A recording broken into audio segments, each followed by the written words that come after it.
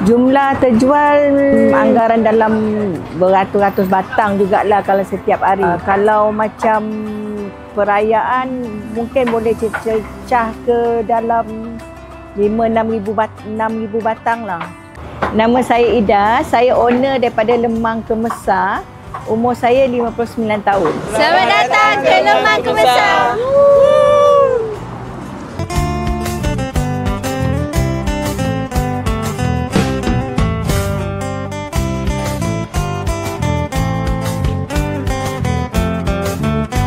Saya dah beroperasi lebih kurang dalam 25 tahun. Tapi dekat Pak Lemang Kemesar ni lebih kurang dalam 19 tahun. Daripada tahun 2006 hingga kini lah, 2025.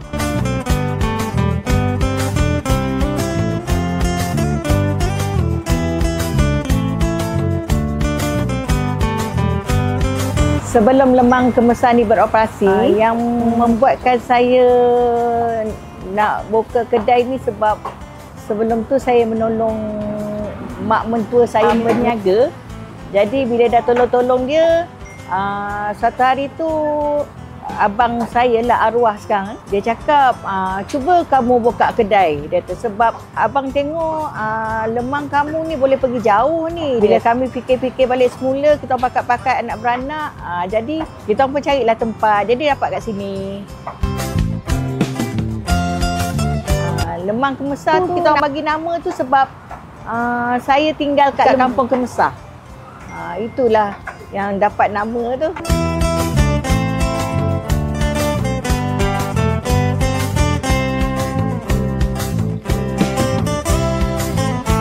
Kalau resepi rahsia tu, rahsia lah kan.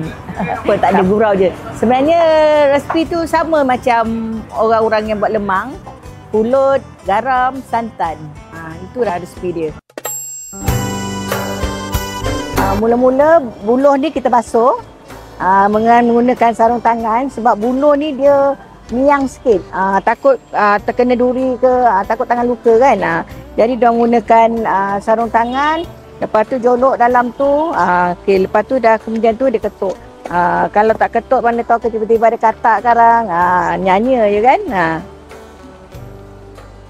Kita buat salur. Kita lap dulu. Ni kena berhati-hati, kena lembut-lembut nak ni. Pasal tak cantik, nampak tak cantik tu kita potong lah. Kita gulung dia. Lepas tu kita masukkan dalam buluh ni. Lepas tu kita ni ulatkan dia balik. Dah siap. Kita pergi ke pulut. Kita masukkan pulut lah. Biasa dalam 10 kilo tu anggaran dalam 35 batang lah boleh dapat. Santan ni kita ikut pekat dia. Kadang-kadang dapat santan yang cair, santan yang pekat. Jadi tak dapat nak agak. Kita tengok, kalau kita tengoklah pekat dia, sedap dia dah. Masalah kilo-kilo ni kita dah tak boleh nak pakai dah. Kalau dulu kita buat anggaran kilo. Satu guni berapa kilo, sekarang dah tak boleh dah. Sebab kadang-kadang dapat santan elok, tak elok. Okey, dah siap.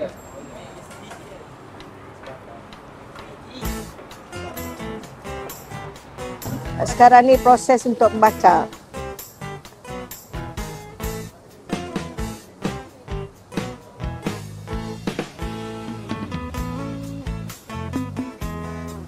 Sekarang ni kita tunggu dalam masa 1 hingga 2 jam baru masak. Kita tunggu dalam 10 minit sekali pusing kan. Yang ini yang dah siap. Lembut. Kan? Lembut je dia.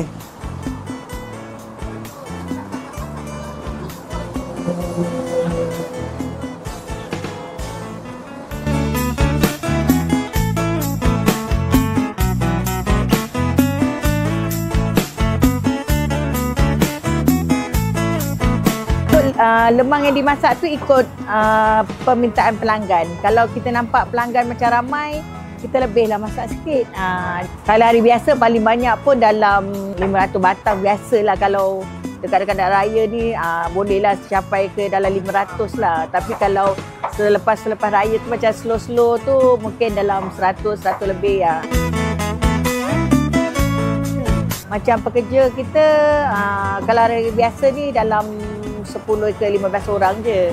Tapi kalau malam raya atau malam perayaan mungkin dalam 40 ke 50 orang lah.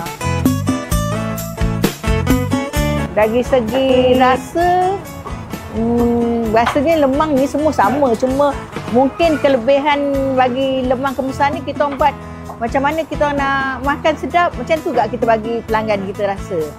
Itulah.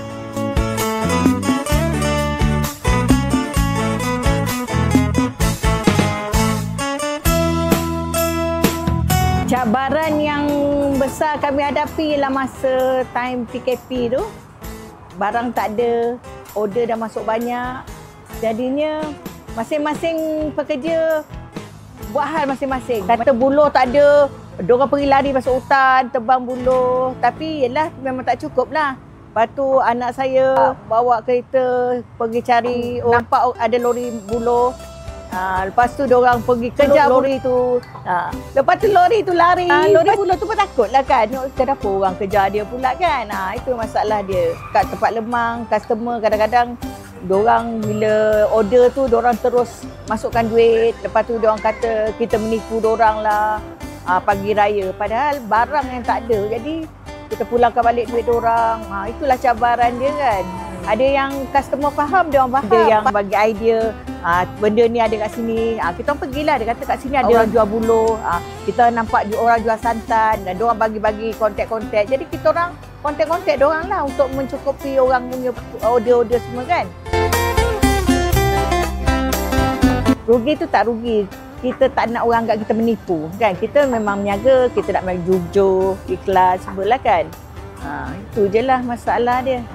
Macam sekarang pun kadang-kadang customer marah-marah juga sebab kita orang banyak ambil order, jadi diorang beratur tak dapat. Jadi waktu sekarang ni kita orang tumpukan kalau nak order, kita ambil siang je. Sebab customer kita memang kalau malam raya tu memang diorang boleh beratur sampai 3 jam. Jadi sekarang ni kalau order-order semua siang. Macam siang ni customer kurang sikit kan. Jadi macam itulah kita orang buat sekarang.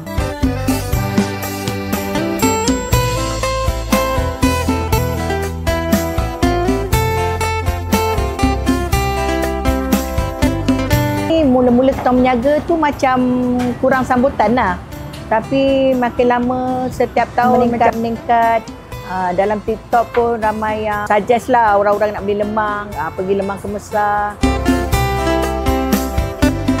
Saya nak serius dalam perniagaan ni sebab walaupun sekarang ni rasa dah berumur tapi anak menantu, jiran-jiran banyak yang bila perayaan-perayaan ni macam buat part time kat sini tau.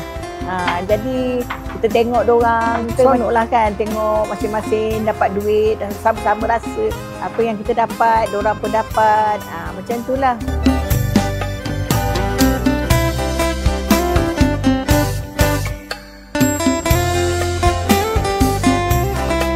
Dia macam kayu api tu, kalau kita pakai kayu getah tu, dia macam ada wangi sikit. Lepas tu api dia pun macam tahan lama lah. Jadi bila pekerja-pekerja nak buat tu, buat lemang tu macam senang lah. Kalau macam kayu pilot ni, dia asyik padam-padam je kan.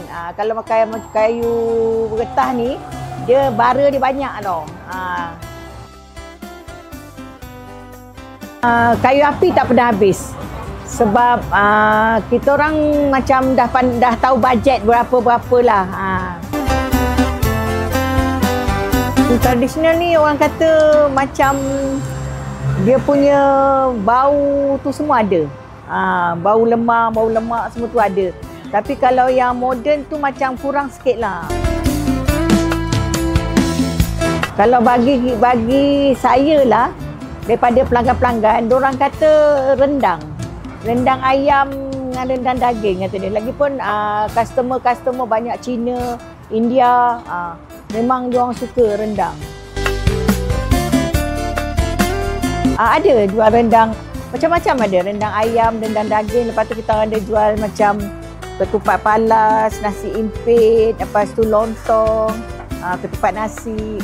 Maksudnya macam kalau untuk makan raya tu orang kata lengkap lah kalau siapa yang nak membeli tu.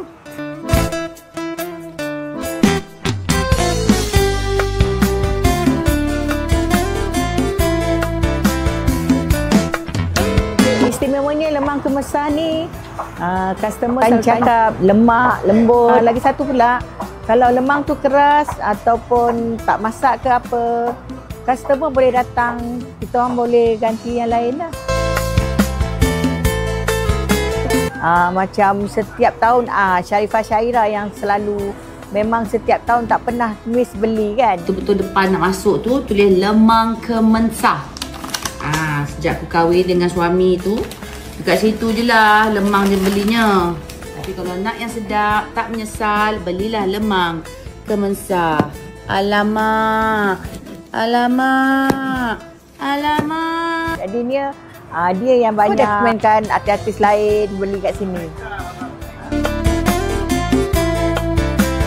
Pelanggan daripada luar negara ramai jugalah yang kadang-kadang bas-bas kan, kita duduk kat highway kan, tepi jalan kan. Bas-bas pelancong, dia turun beli.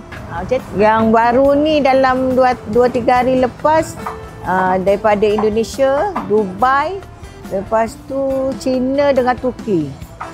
Lepas tu ada juga macam dorang nak pergi umrah, dorang belilah bawa kat sana. Impian terbesar lemang kemesah sebenarnya nakkan tapak ni jadi permanent. Tapi dah cuba-cuba rasa macam tak lulus lagi. Itulah impian dia kan. Kalau dapat permanent, lagi seronok lah kan kita nak berniaga kan. Pesanan untuk anak muda, mula-mula saya berniaga pun orang tak ramai. Lepas tu lemang kita bakar, jadi kita banyak sedekah kat masjid, sedekah kat orang-orang. Lepas tu setiap tahun kita tak pernah fed up lah berniaga ni. Setiap tahun makin tambah sehingga ke hari ni macam orang kata tak cukup tangan nak buat.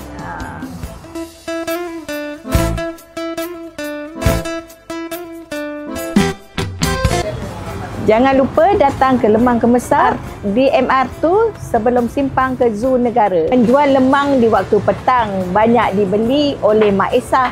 Kalau nak datang cari lemang, carilah lemang di Lemang Kemesah. Memang padu.